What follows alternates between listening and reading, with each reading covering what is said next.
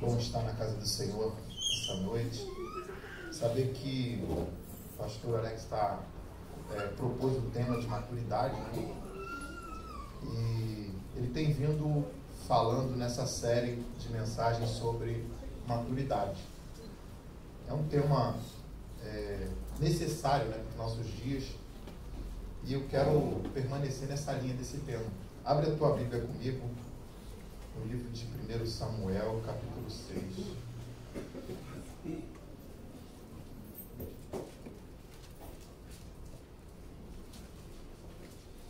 Maturidade. Eu tenho lá em casa 4 crianças. Uma de 13, que já não é mais uma criancinha, né? Uma de 9, um de 6 e uma de 2. Então, são 4 crianças, né?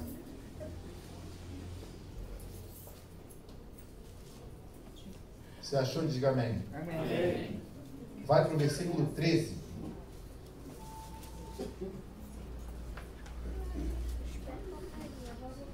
Eu já até li esse texto aqui em outra ocasião, mas eu queria fazer uma abordagem diferente nessa mesma temática. E eu queria que você me acompanhasse. Eu saí de casa com frio, sabe? E eu falei assim, vou botar esse paletó porque tá frio, vou botar um casaco. Mas eu estou sentindo calor. Agora tá. Mas vamos lá. 1 Samuel capítulo 6, verso 13. Andavam os de Bet-Semes, fazendo a colheita do trigo no vale. E levantando seus olhos, viram a arca. E vendo-a, se alegraram. O carro veio ao campo de Josué, o Bet-Semita, e parou ali, ao lado de uma grande pedra. Abriram a madeira da carroça e ofereceram as vacas ao Senhor em holocausto. Os levitas desceram a arca do Senhor, como também o cofre que estava junto a ela, e em que estavam as obras de ouro, e puseram-nos sobre a grande pedra. No mesmo dia, os homens de Bet-Semes ofereceram holocausto e sacrifício ao Senhor. Pula para o verso 19.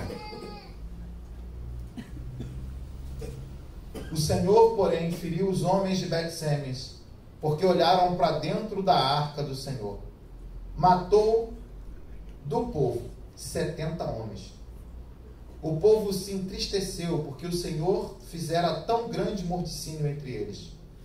E os homens de Bet-Semes disseram: quem poderia estar perante o Senhor, esse Deus Santo? Para quem subirá desde nós? Então enviaram mensageiros aos habitantes de Quiriate-Jearim, dizendo: os filisteus devolveram a arca do Senhor. Descei e fazei-a subir para nós. Assim vieram os homens de Quiriate-Jearim, tomaram a arca do Senhor, levaram-na à casa de Abinadab, no outeiro, e consagraram Eleazar, seu filho, para que guardasse a arca do Senhor. Verso 2. A arca ficou em Quiriate-Jearim bastante tempo, isto é, mais ou menos 20 anos. E toda a nação de Israel suspirava pelo Senhor. Amém. Pode se assentar. Como eu ia dizendo, essa temática de maturidade é uma temática necessária no nosso tempo. Porque nós estamos vivendo um tempo de muita informação, muito conhecimento, e eu tenho a impressão de que é pouca revelação. É muita informação e pouca revelação. É muito conhecimento e pouca prática desse conhecimento. E a igreja, ela é resultado da sociedade. Ela não é produto do meio, mas ela está inserida dentro da sociedade. Então, ela, de certa forma, ela vai refletir alguns aspectos dessa sociedade. Então, esse texto que nós acabamos de ler, ele vai falar sobre... A gente vai voltar àquele mesmo tema da arca. Mas antes de entrar nesse tema, eu falei aqui para vocês que eu tenho 4 crianças. Tem ali a Giovana de 13, está ali me olhando, né? A Hannah, que por um acaso não está aqui, Ruth foi ministrar em uma outra igreja e levou a Hannah. E eu trouxe a Giovana, o Bernardo e a Nina. Ou seja, eu vim com 3 e ela foi com 1. Então em casa a gente tem mais ou menos ideia do que é essa coisa de você ter um pequenininho de 2 e você ter uma de 13. Tá ali o Cleito e a Kézia que estão aí nessa labuta também das crianças. Quem já teve filho pequeno sabe, quando a criança é bebezinho, você consegue administrar bem. Mas depois de um tempo vai crescendo, vai crescendo. Quando é pequenininho, não escolhe o que quer comer, não escolhe o que quer vestir, não escolhe para onde vai. Tudo o pai e a mãe vai direcionar. Eles não fazem nada sozinhos. Mas à medida que vai crescendo, aí vai escolhendo, vai começando a ter, vai formar as suas características, os seus gostos. E é claro que esses gostos, essas características, elas são baseadas em cima daquilo que os pais determinam, que os pais colocam e o que os pais ensinam. Mas eu queria entrar nesse tema, 1 Samuel capítulo 6. Nós anteriormente ficamos no verso 12, aonde o povo de Israel tem como símbolo máximo da presença de Deus a arca. Aquilo que eles chamam de a presença de Deus. Aquilo que determina que a presença de Deus está no meio deles. Essa arca, ela é tomada pelos filisteus, eles devolvem a arca, e a arca vai chegar no território dos hebreus. Chega no campo de Bet-Semen. Ela entra no campo, eles vão pegar a arca, vão colocar em cima de uma grande pedra, e vão começar a oferecer sacrifício, vão adorar. O texto diz que eles estão,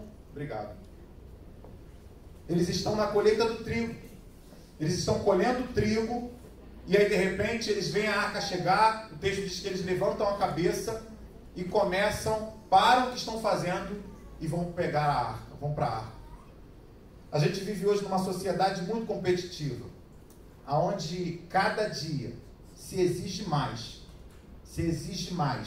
do teu trabalho, das tuas obrigações como chefe de família, como dona de casa, como também alguém que não é do lar, mas também trabalha. Hoje a função de trabalho ela está compartilhada. Saem os dois para trabalhar, o marido e a mulher, e os dois vão à guerra. E quanto mais você trabalha, parece que menos o recurso dá para pagar as contas, né? Porque é uma sociedade competitiva, capitalista. Cada dia você tem que estar com algo melhor, e existe uma lei sendo imposta e colocada no marketing para que você consuma. Você tem um celular hoje que vale, sei lá, 300, 400 reais, mas aí sai um outro mais caro amanhã e você, não, vou comprar aquele. É uma sociedade consumista. E hoje a gente vive esse estímulo da sociedade do sistema. Você tem que comprar, você tem que consumir. E quando a gente fala de maturidade também fala disso. De você conviver numa sociedade e não ser influenciada por ela. Não ser influenciada a ponto de perder o equilíbrio ou perder a fé cristã. Eu deixo de caminhar na vida cristã porque eu me endividei demais com o consumo e agora eu tenho que trabalhar a ponto de não poder dedicar tempo na obra, não poder dedicar tempo buscando o Senhor, não poder dedicar tempo na leitura da palavra, na oração. Se você olhar para o primeiro versículo, verso 13, o texto diz que eles estavam colhendo trigo, mas quando eles viram a arca chegando, eles pararam. Eles pararam de colher para fazer sacrifício e festa por causa da presença. O primeiro ponto de maturidade que a gente precisa compreender é que eles entenderam que eles tinham que parar de colher para valorizar a presença, para dedicar tempo à presença. Você vai ter que em algum momento fazer a tua escolha. Maturidade fala de um princípio. Qual que você vai dar mais importância? Se você continuar olhando para esse sistema e consumindo, você não vai ter tempo para mais nada. A maturidade diz para você assim, para um pouco e vai buscar a presença, senão você vai morrer.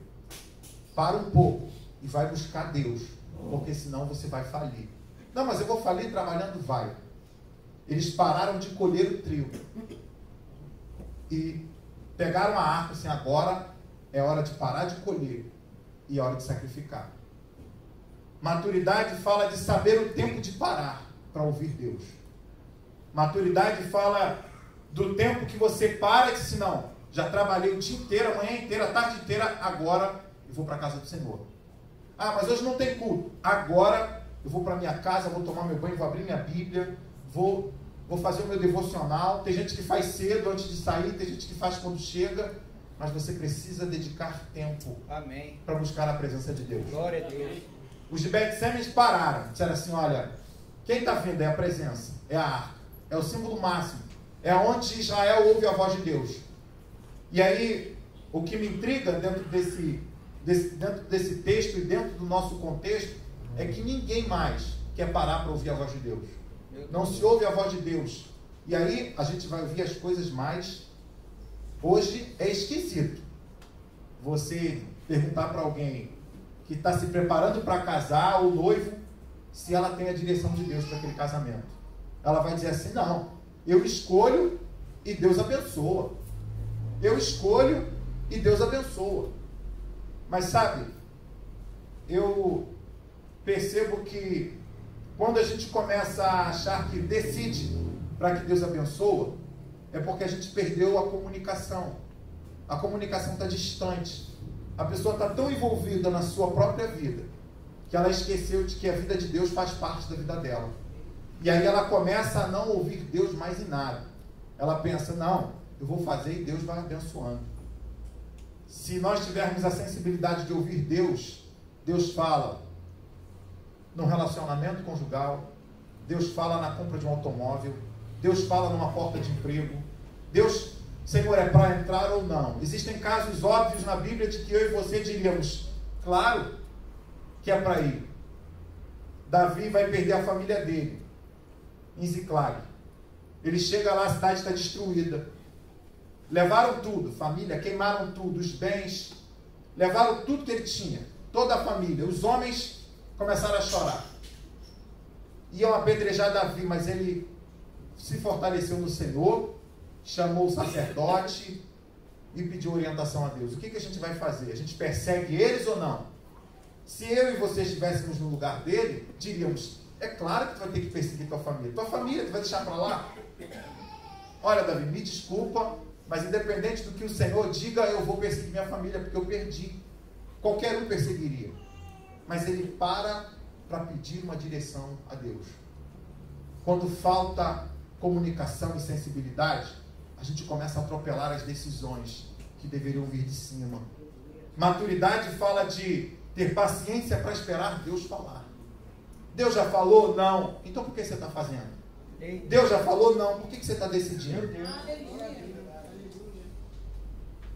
Eu contei aqui na escola dominical, quando dirigi uma congregação do nosso campo há alguns anos atrás, tinha um obreiro na igreja, estava desempregado, e aí ele veio perguntar a mim, pastor, estou desempregado?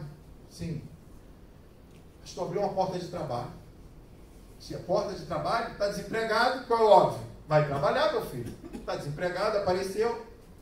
Mas o que você quer? Se apareceu, não, pastor, é que eu queria saber do senhor, o senhor me dá uma orientação? Pode falar. O que foi? Não, é que eu trabalho como segurança, eu tinha uns 2 metros e tal de altura, bem largão assim. E é para trabalhar na minha área, que bênção. Só tem um detalhe, é numa casa noturna, lá no centro de madrugada. Eu falei, rapaz, isso não é um trabalho muito legal não, pode acabar indo por outro caminho. Mas é você quem tem que tomar essa decisão. Você corre um sério risco de, trabalhando aí, ter problemas. Porque não é um ambiente adequado para você. Mas é você quem tem que tomar essa decisão. Eu não posso dizer para você que está certo, que está errado. Ora, pede uma direção a Deus e a família é tua. Se você precisar, não me engano, não me lembro se ele já estava na social da igreja ou não. Mas falei com ele, olha, se você precisar, pode falar que a gente te socorre, te abastece, te dá o suporte necessário para que, se de repente tiver que esperar um pouco mais, você aguarda. Mas eu quero que você saiba que a igreja está aqui para te amparar. Não tome a decisão simplesmente pela necessidade. Veja, vai buscar o Senhor. E ele, naquele desespero, foi. 3 meses depois, ele teve um problema nesse trabalho. A esposa dele foi embora de casa. Você já sabe, né? Qual foi o problema. E aí foram uma sucessão de problemas. Mas era uma porta, era um trabalho, sim. Mas faltou sensibilidade e orientação do céu. Às vezes a gente toma decisões óbvias, mas que para Deus não é óbvia. Para Deus era espera. Para Deus era não vai. Mas isso só acontece quando a gente deixa de dedicar tempo à presença. Quando a gente deixa de dedicar tempo na oração e na palavra. Aí a gente começa a não celebrar mais a presença. O texto diz que eles, quando viram a arca, celebraram, se alegraram. Quando começar a faltar alegria pela presença, significa que a comunicação já foi embora há muito tempo. Mas sabe, os de Bet-Semes eles vão fazer festa, vão receber a arca com maior alegria. Eles vão receber aquilo ali, parou a colheita. Eu não tenho nada contra trabalho. Gosto muito de trabalhar. Trabalho desde os 12 anos. Mas sabe, eu fico um pouco preocupado. Sei que a sociedade e a família exigem cada dia mais. Mas tem gente que já tem o seu trabalho e aí arruma mais ocupações. Quando você menos espera. Quanto mais dinheiro ganha, mais gasta. Quanto mais se busca recurso, mais compromisso se arruma. E aí você acaba não fazendo aquilo que deveria fazer. Prioriza a coisa errada e vai dar tudo errado. Eles priorizaram a coisa certa. Colocaram a arca em cima de uma pedra. Adoraram. Essa arca, símbolo da presença, ela não estava vazia. Tinha alguma coisa dentro. O que tinha? As tábuas da lei. Tinha um pote com maná e tinha a vara de Arão. O maná, ele era a comida que Deus havia mandado no deserto. Ele era o pão de cada dia que era provindo para o povo se sustentar no deserto. Esse maná era o símbolo do sustento de Deus. A provisão de Deus vinha. Eles iam ter que trabalhar só para colher. Ela caía de manhã cedinho, eles iam lá, colhiam, faziam o pão e guardavam. E comiam aquele pão. E todo dia caía aquilo ali. Não dava para guardar para outro dia. Era no dia, era diário. Eu falei aqui das minhas crianças. Eu falei da minha pequenininha de 2 anos. A minha filhinha pequenininha de 2 anos, ela não escolhe o que vai comer. Eu digo para ela o que ela tem que comer e o que é bom para ela. A minha esposa, olha, vamos dar legume, verdura. Vamos dar... E lá em casa não tem, eu não gosto. Lá não tem isso. Vamos comer quiabo. Se a grande não comer, a pequenininha come. Vamos comer alface. Se a grande não comer, a pequenininha come. Na verdade, a pequenininha come tudo. Tudo que aparecer, ela come. Ela come tudo que tu colocar na mesa. Tudo. E depois, quando termina de comer, não, ela para 20 minutos e pede a mamadeira. Deita na cama, tá quase dormindo, fechou o olho e estirou, glória a Deus. Daqui a pouco ela, adeira, começa a bater, adeira. Ai, meu Deus, hoje é a tua vez hoje, Ruth, vai. Ruth, hoje é a tua vez, vai pegar a adeira dela. Ela não abre mão da adeira. É engraçado, né? Mas sabe, o de 4 anos, ele pega o meu paletó, finge que é a capa do Super-Homem e sai voando dentro de casa. Bota meu sapato. É engraçado, né? Mas tu imagina eu fazendo isso. Eu sou Super-Homem. Se fosse sério, alguém diria, tá com algum problema. Tá desequilibrado. É normal, é natural da criança agir de forma infantil. Mas não é natural de mim adulto agir de forma infantil. O que a gente espera de alguém que esteja maduro é que quando o maná vier, ele saiba o que ele quer comer. Ele saiba avaliar aquilo que está comendo. Está comendo qualquer coisa e está dizendo assim, ah, está ótimo, glória a Deus, aleluia. Não. Você precisa, se você realmente já cresceu, você precisa saber aquilo que tu está comendo. Glória a Deus. O maná era dado por Deus, porque Deus sabia o que eles precisavam. Mas no nosso tempo tem muita gente dando glória a Deus por comida estragada. Meu Deus. Tem muita gente dando glória a Deus e nem sabe o que está comendo. Jesus. Ele disse que nem só de pão viverá o homem, mas de toda a palavra que sai da boca de Deus. Tem gente comendo psicologia ao invés da palavra. Tem gente comendo coach ao invés da palavra. Tem gente comendo um monte de besteira do nosso tempo. As inovações do nosso tempo. E o maná mesmo está no mesmo lugar esperando alguém. Glória a Deus. A minha pequenininha de 2 anos não dá para exigir, pai, isso aí eu não quero. Não, filho, você vai comer. A de 3 ainda está assim, mas come tudo também. Come tudo, a de 3 come tudo. Come alface, come cebola, come jiló, come quiabo, come tudo. Glória a Deus. Ela ainda está sob a tutela do pai. E ela vai saber que isso é bom para ela. Mas o triste é quando a gente vê que tem gente na igreja que já cresceu, está adulto, mas está agindo de forma infantil. Abre Hebreus 5,14.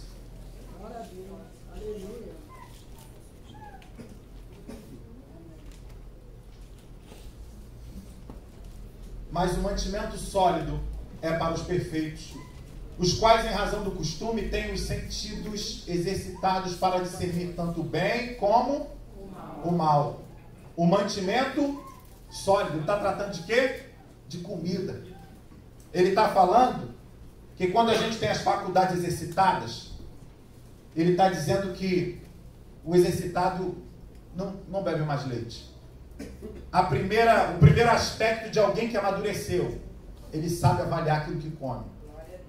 Como é que foi a palavra? Você responde para você mesmo. Eu preciso de nutrientes. Não dá para viver de McDonald's a vida inteira. Não dá para viver de fast food a vida inteira. Em algum momento você vai ter que dizer para você mesmo, não, essa palavra aí tá legal, é bênção, mas eu preciso de nutrientes. Nutrientes fala de uma comida que sustenta.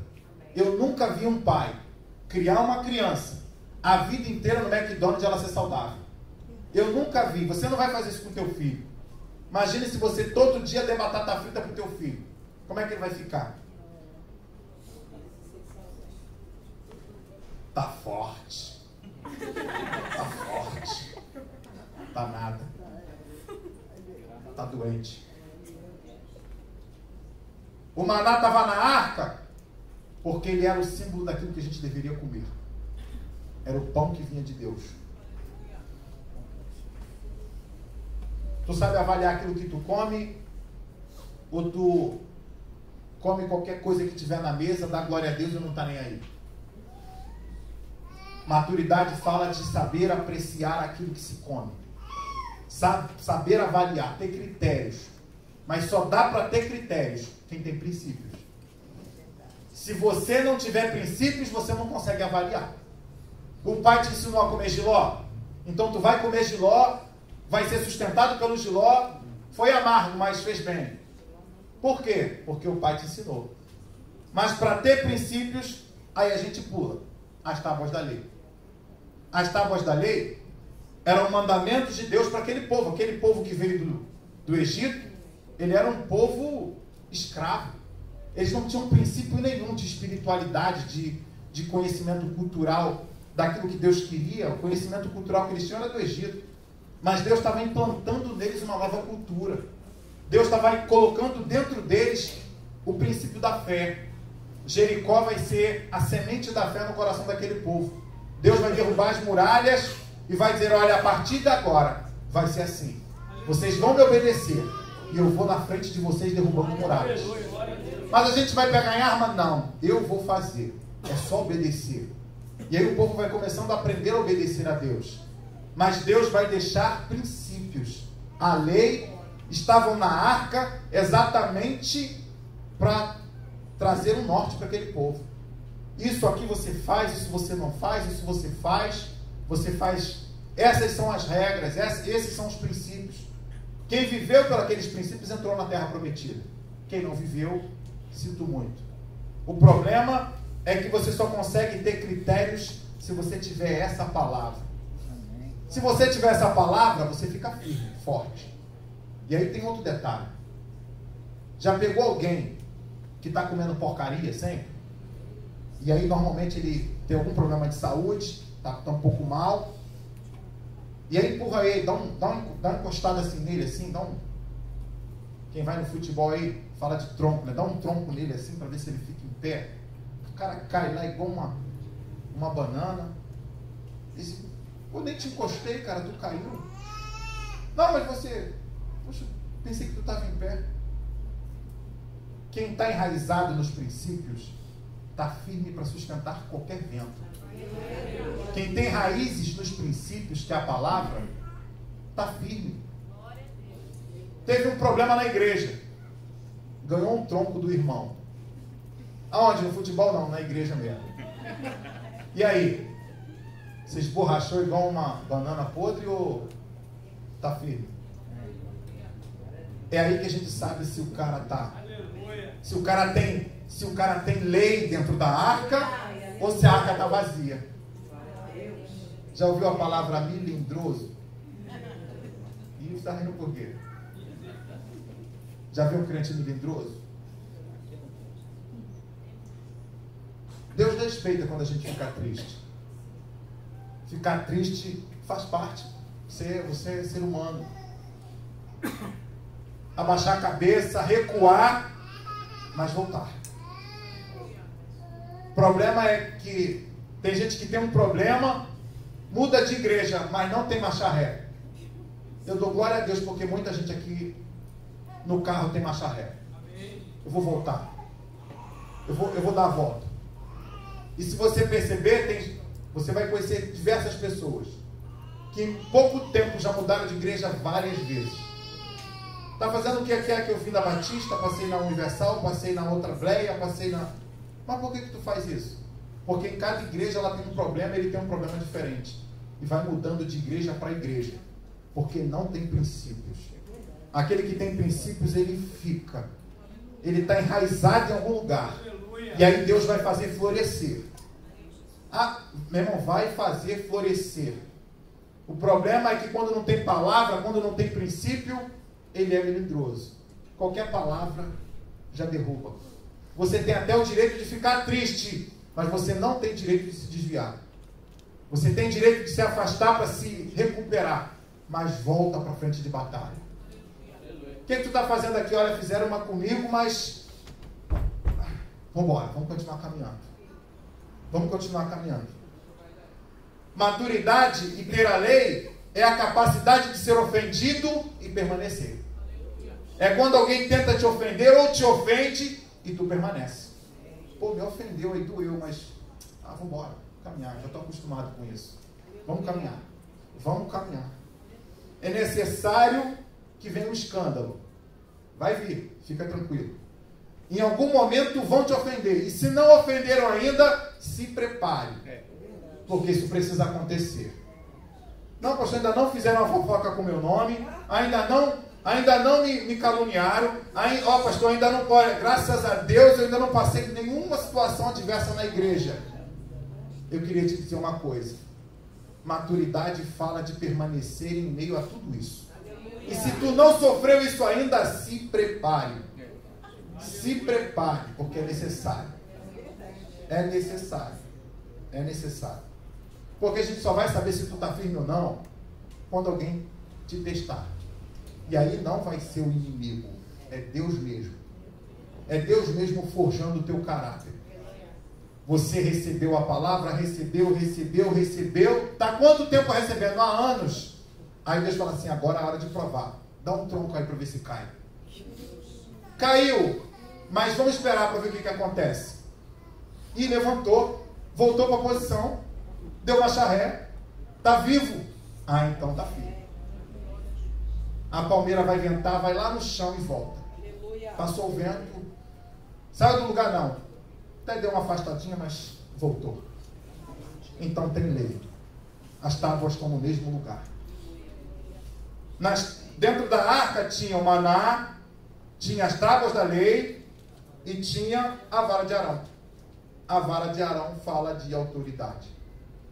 Deus ele vai destacar Arão por um pedaço de galho na tenda da congregação que vai florescer sem ter raízes, simplesmente por estar exposto à presença. Os 12 líderes vão pegar cada um pedaço de árvore, um pedaço de galho seco e vão colocar lá. O que florescesse, esse era o que Deus falava, era por quem Deus falava. Autoridade fala de autonomia, fala daquilo que Deus, de autorização, na verdade. Autoridade fala de autorização. Autoridade fala de uma autorização recebida para exercer algo. Você tem a autoridade de Deus para exercer o sacerdócio na tua casa. Em alguma instância, todos nós temos autoridade. Tu tem autoridade sobre os teus filhos. Como chefe da tua casa, você tem autoridade sobre a tua família. Você tem autoridade. Eu já vi testemunho de gente que estava mais para lá do que para cá na igreja. Mas quando o filho caiu endemoniado, ele pôs a mão e disse, em nome de Jesus, eu sou o pai, sai. Ué, ele usou a autoridade paterna dele com o nome de Jesus, porque sabia que tinha autoridade. Ele tinha autoridade. E em alguma instância, em algum grau, todos nós carregamos um pouco de autoridade. Talvez no teu trabalho como chefe, você tenha autorização de cima para poder delegar ordem, para poder dirigir, orientar. Você tem autoridade. E o problema é quando a gente começa a negar essa autoridade. Sabe? Dentro da arca tinha autoridade. Autoridade fala de seriedade, fala de idoneidade, fala de gente que é visto para ser um representante do alto. Perguntaram para João Batista, quem você é? E aí disseram para ele assim, diz alguma coisa a teu respeito, para que a gente leve para quem nos enviou. E aí o texto vai dizer, ele responde com as palavras do profeta Isaías. Eu sou a voz do que clama no deserto. Eu fiquei me perguntando, perguntaram a ele, com que autoridade tu faz isso? E ele simplesmente responde com as palavras do profeta Isaías. A primeira pergunta foi, o que dizes de ti mesmo? Todo mundo, nossa sociedade, espera que a gente diga alguma coisa de nós mesmos. Mas se você responder com uma voz do alto, a dúvida sana. Que voz é a tua? Eu tenho 4 filhos, como eu disse, e como 4 crianças, eu tenho autoridade sobre eles. Só que tem um detalhe. Eu não consigo, para minha filhinha de 2 anos, ensinar ela sem, às vezes, usar o chinelo. Às vezes eu tenho que pegar o chinelo. Mesmo que eu não tenha que bater. Eu pego o chinelo, mostro o chinelo para ali, aí. Ela, não, agora. Na hora, ela responde. Sabe por quê? Porque eu peguei o chinelo. Vai chegar um momento que eu não vou mais precisar usar o chinelo. Eu já não pego mais o chinelo para minha de 13 anos. Está aqui, eu vindo. Por quê? Porque ela aprendeu o que é autoridade. Mas um dia eu precisei pegar o chinelo para ela. A autoridade passa pelo caminho da correção. Não dá para corrigir e brincar ao mesmo tempo. Não dá para tratar e levar de qualquer jeito. É forte. Maturidade fala de seriedade. Eu não vejo Jesus brincando quando está ministrando ao povo. Abre aí, Provérbios 26, 18. Talvez você nunca tenha visto isso em Provérbios, mas você vai ver agora.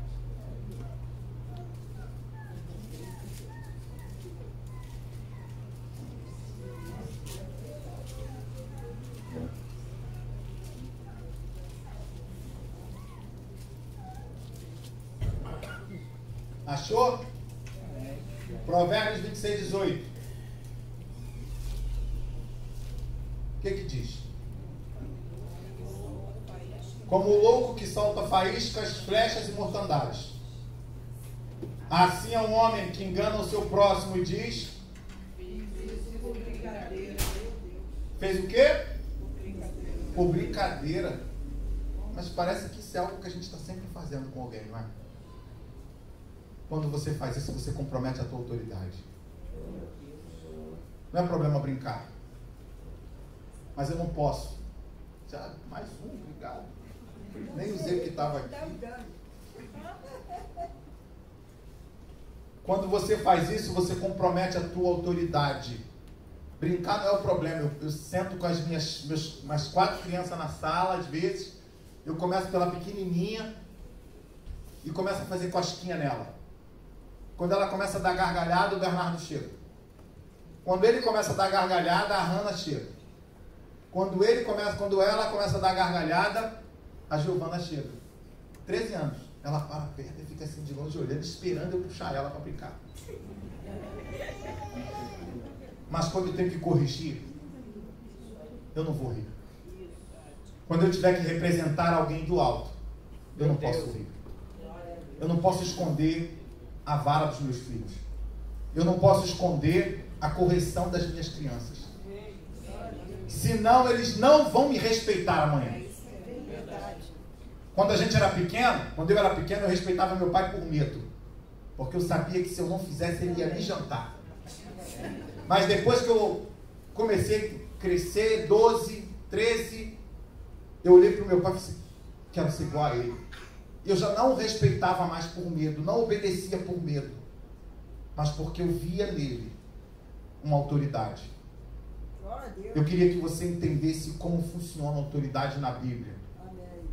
Para ter maturidade para cuidar da tua casa.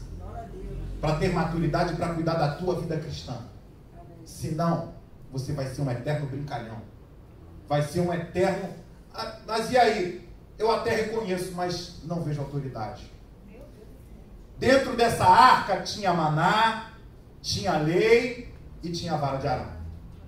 Se faltar autoridade no meio do maná e no meio da lei, está faltando alguma coisa, não está completo. E transparece a ideia de que está faltando alguma coisa. Está desequilibrado. É um adulto agindo como criança. Ou então é uma criança agindo como adulto. Tem alguma coisa. Se eu agisse como meu filho, alguém disse, está desequilibrado, leva para o manicômio. Mas sabe, eu vim aqui nessa noite porque a gente precisa crescer de um jeito ou de outro. Se eu não cuidar de amadurecer, Deus vai me levar pelos processos da vida para me amadurecer. Isso Ele já vai fazer naturalmente. A vida já vai fazer isso conosco. Quando a gente se entrega para Ele e anda no Espírito, Ele vai nos amadurecer. Mas se você for comprometido com o teu crescimento, isso voa. Se você for comprometido com a tua maturidade, isso voa. Se você começar a se interessar por essa palavra e saber que quem carrega a presença, carrega o maná, carrega a lei, carrega a autoridade, você faz uso deles. Em qualquer instância você faz uso deles. Mais à frente, o texto vai dizer assim, verso 19: o Senhor, porém, feriu os homens de Bet-Semen, porque olharam para dentro da arca do Senhor. Matou do povo 70 homens. O povo se entristeceu porque o Senhor fizera tão grande morticínio entre eles. A arca está lá, eles fazem festa. Sabe agora o que tem dentro, não sabe? Sabe. Já sabiam antes. Mas tem tudo isso lá dentro. Mas eles estavam satisfeitos, não. A arca não era simplesmente um baú. Não dava para ver dentro, simplesmente por olhar. Tinha uma tampa. A arca representa eu e você. Eu e você somos essa arca. Esse baú de madeira é eu e você, revestido de ouro. O detalhe é que tem uma tampa em cima. A tampa era feita de ouro puro. O que era a arca? Era um conjunto. Baú e tampa. Dava para separar os dois? Não. O lance aqui é que os homens de Bet-Semes, depois que adoraram, depois que festejaram, sacrificaram, eles sentaram, olharam para a arca e de repente começaram: o que tem dentro? O que tem ali dentro? Eles se acostumaram com a arca. Se a gente caminhar no texto, a gente vai perceber que a arca depois sai dali, depois daquela grande matança de 70 homens, e vai para outra cidade. E na outra cidade, na casa de Abinadab, ela fica 20 anos. 20 anos. Na terra dos filisteus, matou, feriu a terra. Em Bet-Semes, 70 homens morreram. Mas na casa de Abinadab não fez nada. Botaram a arca lá e deixaram lá. Deixa ela bonitinha aqui. 20 anos. E o texto diz que todo Israel suspirava pela presença. Um belo dia, Davi se levanta como rei agora, 20 anos depois, e resolve: vamos lá pegar a arca, vamos tirar a arca, vamos levar para o palácio. Agora vamos colocar lá na cidade, na capital, vamos levar a arca. Eles resolvem levar a arca e quando eles vão caminhando com a arca, Uzá põe a mão na arca. E o texto diz que Deus o mata pela sua irreverência. Quem era Uzá? Ele era filho de Abinadab. Por que será que Uzá meteu a mão na arca? O texto diz que Deus o matou por causa da sua irreverência. Eu penso a arca na casa de Abinadab. Está lá. Consagraram Eleazar, filho de Abinadab, para tomar conta da arca. Ele tinha outros filhos, Uzá e Aiô. Eles estão lá. No dia que a arca está saindo, eles estão ajudando a levar a arca. Não, vamos levar. Mas eles passaram 20 anos com aquela arca em casa. Eles se acostumaram com aquela arca. Isso aqui é o quê? Aí a arca. Deixa aqui. Vamos sair, vamos viver a nossa vida. Mas ninguém vai cuidar dela. Não. Eleazar vai cuidar dela, está aqui. Deixa ela aí. Vamos sair, Eleazar. Não, eu vou cuidar da arca, porque eu fui consagrado para ficar aqui. Abinadab, a esposa, os filhos iam sair para passear e deixavam a arca. Eles foram se acostumando com a presença. Eles foram se acostumando. A arca passou a fazer parte da rotina da família. Na terra dos filisteus mata. Na casa de Abinadab, 20 anos. E na casa de Edom, milagre. Para todo lado em 3 meses. E eu fiquei olhando para esse texto e pensei: meu Deus, parece que em algum momento a gente acaba se acostumando com a presença. E aí, se acostumando com a presença, a gente começa a ser irreverente com ela. A gente começa a perder a reverência daquilo que realmente deveria estar honrando. O texto diz que quem morre é o filho de Abinadab, Uzá. Quando aquela arca chegou na casa dele, provavelmente aquele Uzá era um menino. 20 anos depois ele já era um homem. Abinadab pagou um preço alto por, ao invés de tomar conta da arca, consagrar o filho. Se a arca era o símbolo máximo de Israel, estava na casa dele, quem tinha que tomar conta? Ele. Mas o que ele fez? Ele terceirizou. Quem vai tomar conta? Não, deixa meu filho. Alguém vai fazer isso, mas quando a gente começa a terceirizar a presença, não, é você que é crente, então é você quem tem que orar. É você que é crente, então é você quem tem que ler a Bíblia. É você que é crente, então é você quem tem que buscar a presença, é você quem tem que cuidar dela, é você quem tem que nutrir, senão vai morrer. Abinadab não morreu não, sabe quem morreu? O filho dele. Sabe por quê? Irreverência. Ele viu o pai tratar a presença como qualquer coisa. Eu fico pensando que eu prefiro fazer parte do exemplo. Claro, entre Abinadab e os filisteus, eu prefiro Obed-Edom. A arca na minha casa vai ser motivo de glória, multiplicação, prosperidade. Mas entre a arca na casa dos filisteus e a arca na casa de Abinadab, eu acho que eu prefiro a dos filisteus. Porque os filisteus começaram a viver a vida deles e a arca começou a matar. Começou a trazer problema. A arca só ficou na terra dos filisteus 7 meses. 7 meses eles identificaram o problema. O problema é isso. Ou a gente muda, ou a gente muda ela. Então muda ela, porque a gente não tá decidido a mudar. Então manda ele embora, manda. Agora chega na casa de Abinadab 20 anos. Tem gente na igreja há mais de 20 anos. 5, 10. Tratando a presença de qualquer jeito. Não faz diferença nenhuma. E diz que está amadurecendo. Pode ter até mudado de roupa, pode ter até carregado uma Bíblia, mas continua tratando a coisa de forma terceirizada. Tem sempre alguém orando por você, tem sempre alguém lendo por você, tem sempre alguém estudando por você, tem sempre alguém se alimentando para te alimentar. Meu Deus. Quem vive assim é meu bebê de 2 anos. Se eu não fizer comida para ele, ele não come. Ele não vai no armário pegar as coisas. Agora com 2 anos já está até fazendo algumas coisas, mas só pega biscoito. Fora isso, se for para nutrir, eu tenho que fazer a comida, a minha esposa tem que fazer, a gente tem que sentar para dar na boca. Vamos. O problema é quando a gente se acostuma com essa presença.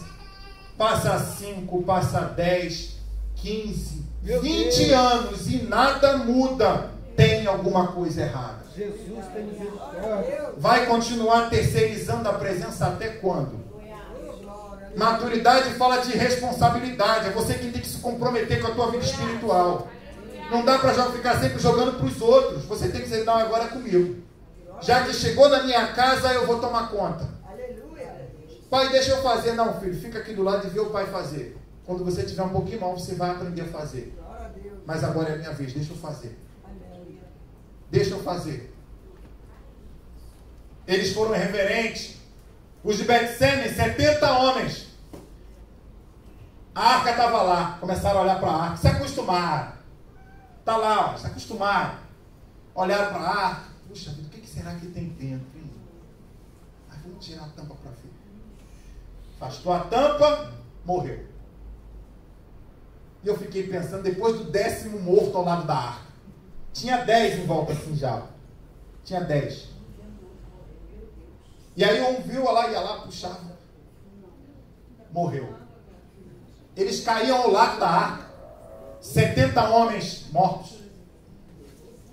Se a arca, se o baú de madeira sou eu, e a tampa é Jesus, não dá para olhar dentro, se não for através dele.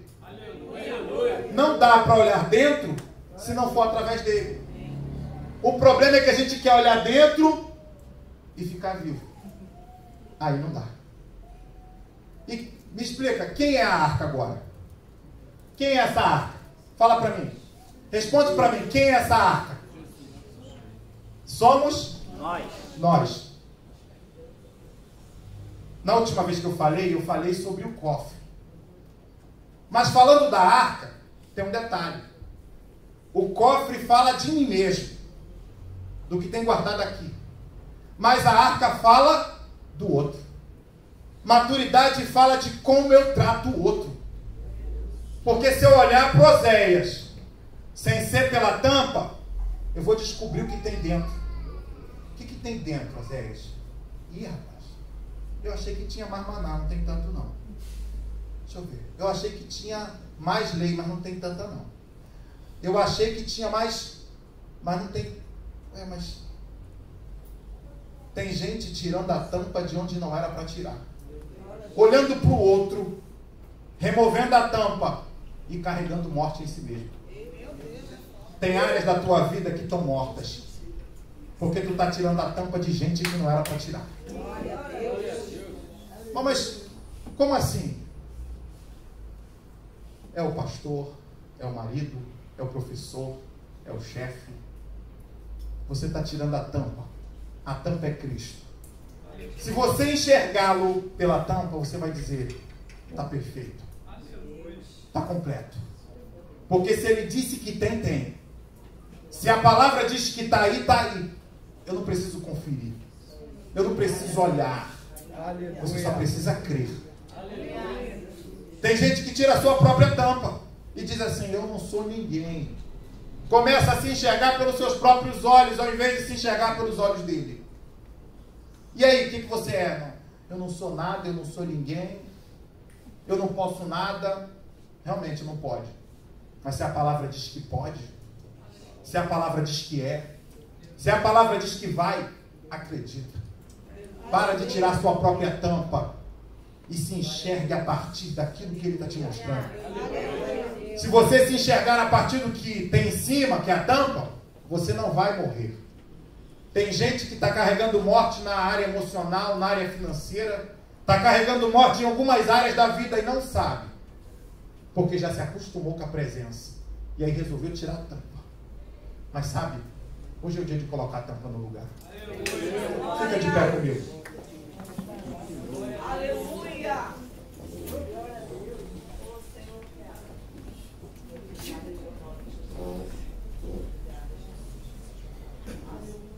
O texto diz que eles tiraram a tampa e começou a gente morrer. Tem gente morrendo porque tirou a tampa. Tem áreas da vida morta porque tiraram a tampa. E aí disseram assim, ó, faz o seguinte, essa arca está matando aqui no nosso território. Manda ela para outro lugar. Manda ela para outro lugar. E aí tu imagina, aquilo que chegou com motivo de festa e alegria estava causando morte. Mas aquilo não foi criado para causar morte. Aquilo foi criado para trazer vida. Mas eles estavam mandando embora. Agora vai embora, vai embora. Vai, tira isso daqui, porque tem gente morrendo. Era melhor mandar embora do que consertar. Era melhor mandar embora do que se autoavaliar e dizer assim, acho que tem alguma coisa errada, não é com a arca, não, é comigo. Gente, não é a arca que tem problema, não. É a gente que não está sabendo observar a lei. Talvez você esteja mandando embora da tua vida aquilo que Deus enviou para te abençoar. Meu Deus! Está mandando o marido embora, o filho embora, o patrão embora, o pastor embora. Vou mudar de igreja. Ei, não é eles não o problema não. O problema é que tu removeu a tampa. Mas se tu colocar ela no lugar hoje, sabe, vai ser igual a Obed-Edom. Vai ter vida. Todo mundo está suspirando pela arca, enquanto tem gente mandando embora. Talvez você está mandando embora aquilo que vai de fato resolver a tua vida, só porque você está olhando pelo prisma errado. Mas sabe, ainda dá tempo de consertar isso. Olha para aquele marido de forma diferente, olha para aquele filho de forma diferente, olha para essa circunstância de forma diferente. O que aconteceu? Nada. Só eu que amadureci. Eu criei a capacidade de ser ofendido e não mudar de lugar. Eu criei a capacidade de alguém me envergonhar, abaixar a cabeça, chorar e voltar para o mesmo lugar. Voltou porque cansou de apanhar? Não. Ele me chamou aqui, eu vou ficar aqui. Mas por que tu está fazendo isso? Porque eu já cresci, eu não sou nenhuma criança. Eu vim aqui para esperar aquilo que Ele me prometeu. E diabo nenhum vai me tirar dessa promessa. Eu tenho certeza que Ele te prometeu. E Ele vai cumprir.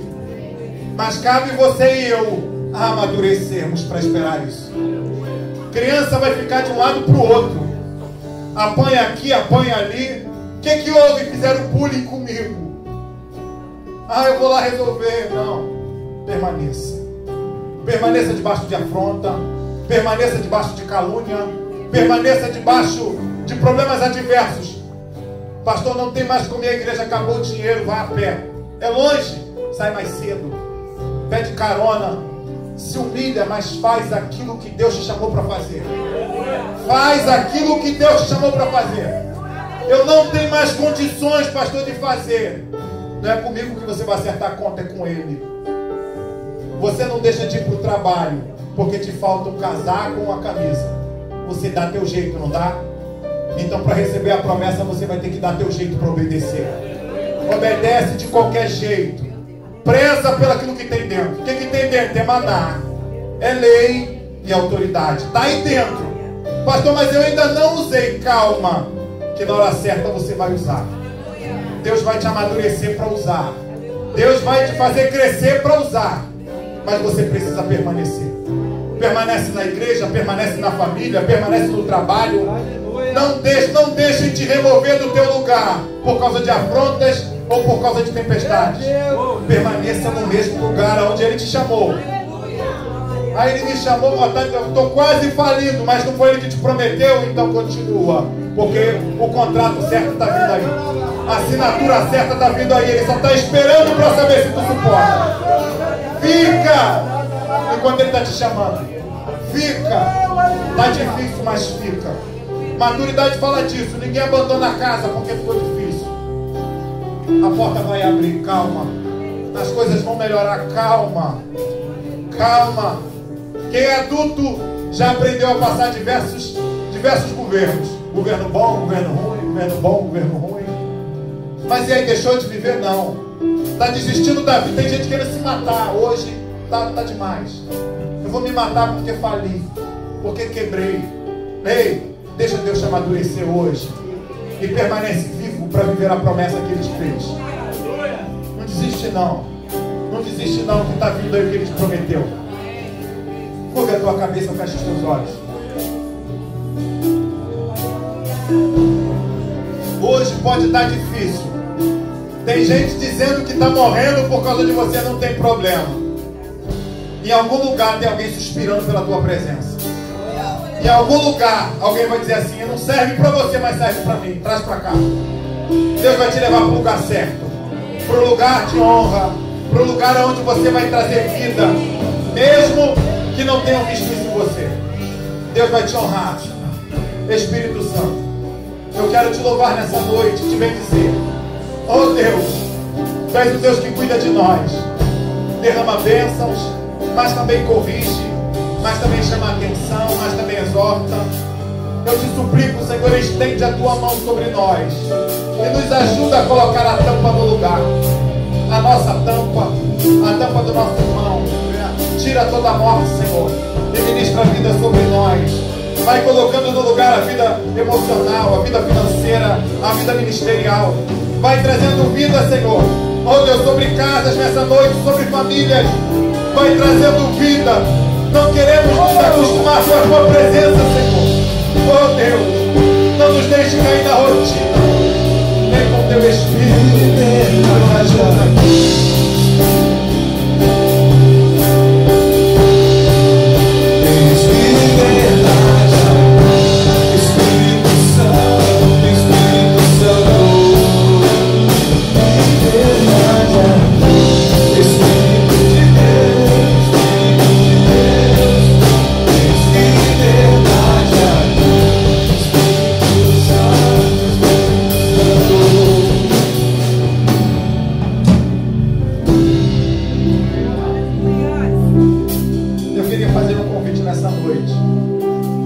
Talvez você entrou por essas portas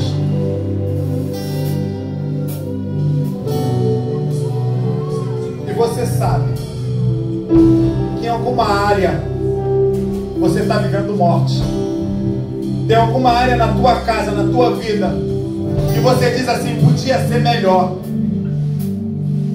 Talvez no maná, na lei, na autoridade, está faltando alguma coisa na tua arca.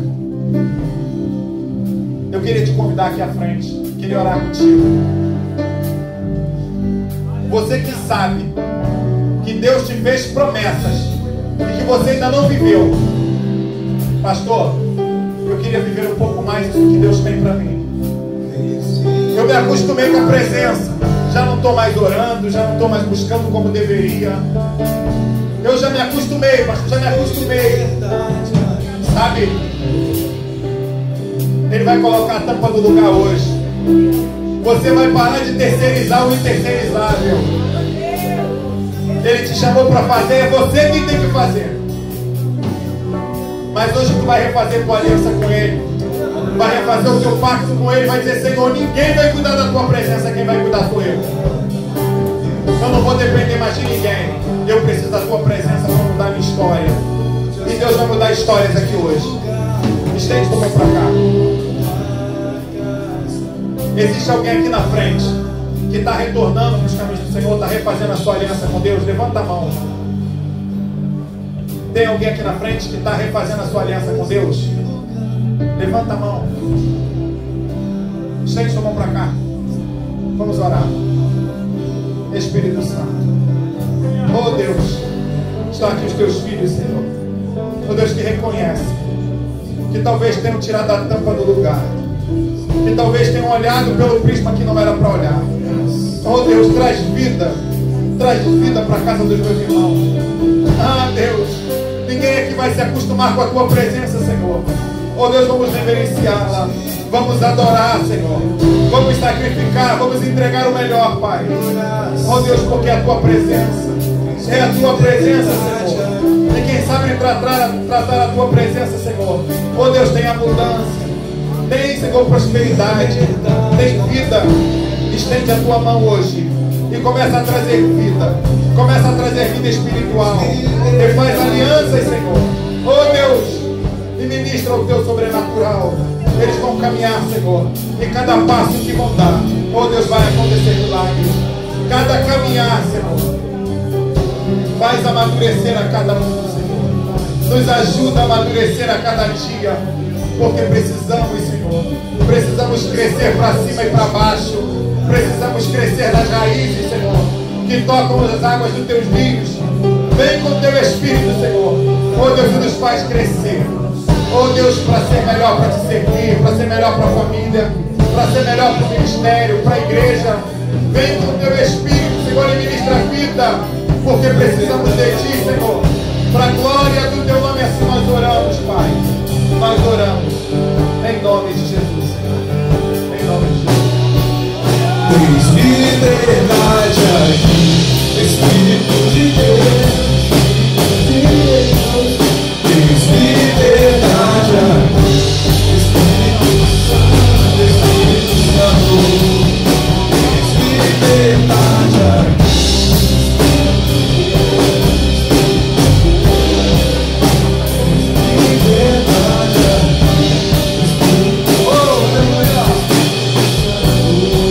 Eu sou tua casa,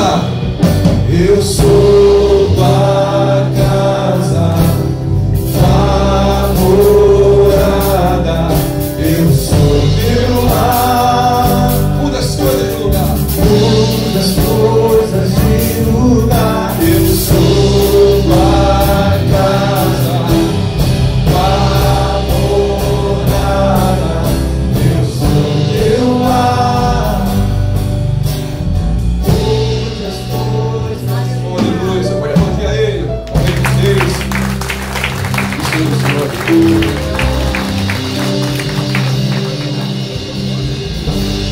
Filipe está voltando para Jesus aqui. Você pode ouvir um beijo no meio. Senhoras e senhores.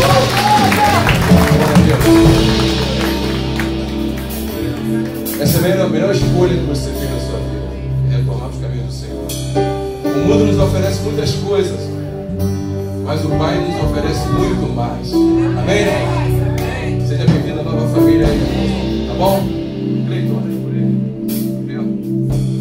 Bendito Deus, eterno Pai, aqui estamos, Senhor, festejando, porque sabemos que no céu também, Senhor, está tendo uma festa nesse momento. Porque, Senhor, mais uma alma, Senhor, voltou para os teus caminhos. E também, Pai, eu sei que Tu tem algo de melhor para a vida de quem volta para os teus caminhos. E esta noite, Pai, seja uma noite de mudança.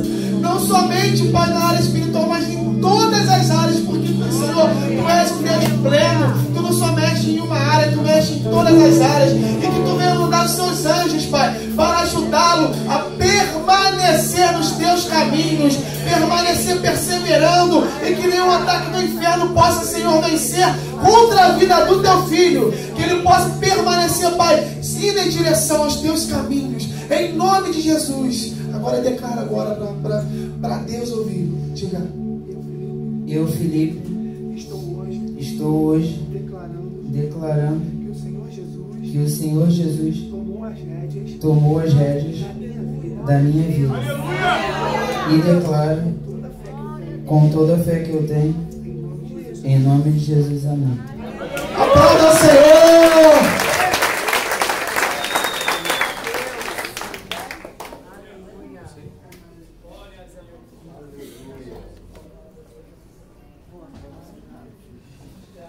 Glória a Deus, valeu a pena, valeu?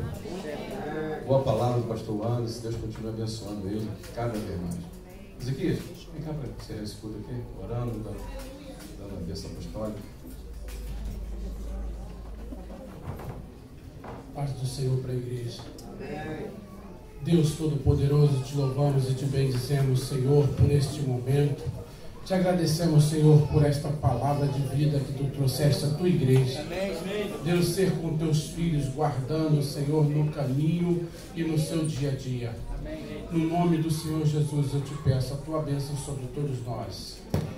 Que a graça, façam assim, que a graça de nosso Senhor e Salvador Jesus Cristo, o amor de Deus, nosso Pai, o amor de Deus e as consolações do Espírito Santo sejam com todos aqueles que amam e aguardam a vinda de Cristo Jesus. E toda a igreja diga: Amém.